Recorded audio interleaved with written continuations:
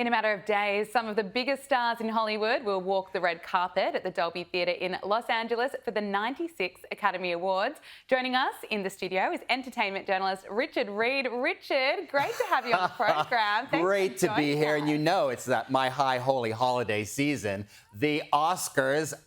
It's all I can live and breathe right now. Let's get straight into it. There are no major changes for the Oscars this year. We've got Jimmy Kimmel, who will be hosting. But who are you tipping for the Best Actress and Actor? Oh my gosh, you're getting right into it. Okay, for Best Actress.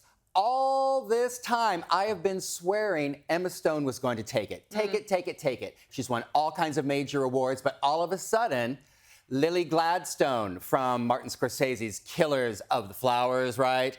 All of a sudden, she's climbed up the ranks, and it looks like she could take home the gold. Yeah, I was looking at that. Looks like she's the front runner. You know, it does look like she's the front runner. She won the SAG Award because that is an award voted by actors. In the Best Actor and Actor race, those are also voted on by actors. She is the very first Native American to be in the running for Best Actress. That, honestly, in this climate, especially in woke Hollywood, that gives her a little bit of an edge. Okay, look, Best Actor, who are you tipping? Oh gosh, I think it's a done deal. It's going to be Cillian Murphy. All the way for Oppenheimer. Everyone loves the movie. His performance was so intense. The movie has made over $1 billion. What's not to love? And Oppenheimer is really leading the way with a whopping 13 nominations. Will Oppenheimer take out Best Picture? Before I ask you that question, let's take a look. The world will remember this day. Our work here will ensure a peace mankind has never seen.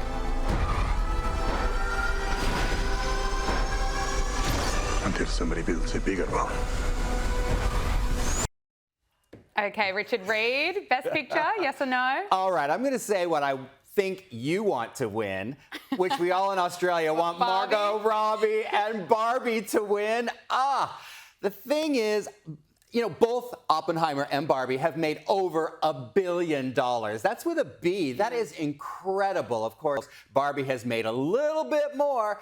But when it comes to Hollywood, artistic sentiment, also Christopher Nolan, the directors behind Oppenheimer, also, it's for the intelligent people. I think that a lot of people think Barbie might be a little lowbrow. And so, honestly, I don't agree with it either. I'm just telling you what the people are saying.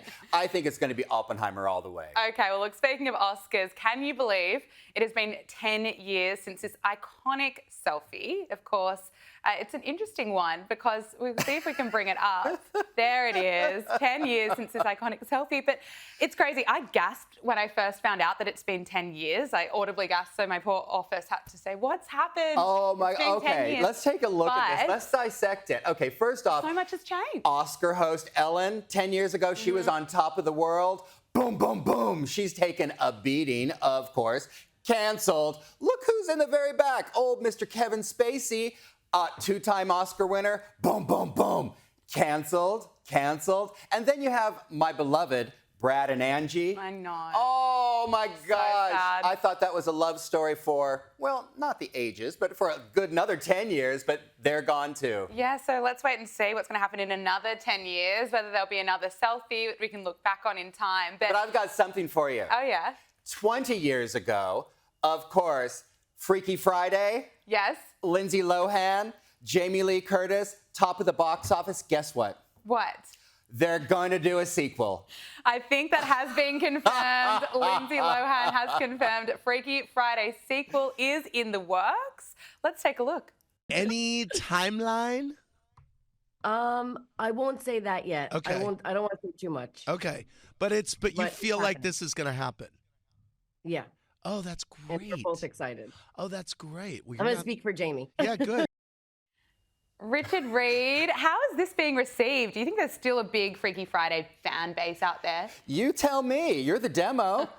Well, we'll see. Look, I'm a little bit excited to see Lindsay Lohan back on the screen, but Well, you know, it's all come, you know, Jamie Lee Curtis, she's really the driving force behind it. She's on a career high, Oscar winner from last year. She was saying, every time she meets a fan, every time she meets a journalist, they're saying, is there going to be a Freaky Friday? And she called the studio and says, people want this. Okay. Well, we're getting I'm not one We're of not those sure people. when. I'm not one of those people, but I think you could be one of those people. Look, I did enjoy it, but that was a long time ago. Dakota Johnson has come out firing, saying she's not surprised that Madame Web got ripped to shreds. Now, you see this very often. What do you make of this? Well, you know, Dakota Johnson, she's one of those people that tells it like it is. She is a no bull kind of gal. She signed up for the movie. She said it was going to be one thing, and then it turned out to be another thing. It was almost like directed, written by, you know, all kinds of people. Everyone had their hand in it. She says it was a totally different experience. She also says she's not cut out for those big budget movies. You know, she's in front of a green screen. She's not really into that world. She says there is no art involved in any of those superhero movies. And she says, you're never going to see me in one of these again. I'm going to strictly, you know, stick to Palace cinema. No more Hoyts for her. Finally, Richard Reid, before I have to let you go, Madonna has opened up about her near-death experience. What does she have to say? Well, we all know Madonna has a lot of powerful friends, but did you know she was friends with God? That is news to me. Okay, she opens about her near-death experience. Apparently, when she was that induced coma for 4 days with a bacterial infection, this was last year, she had a vision from God saying, will you come? Do you want to join us? She said softly in her head, no.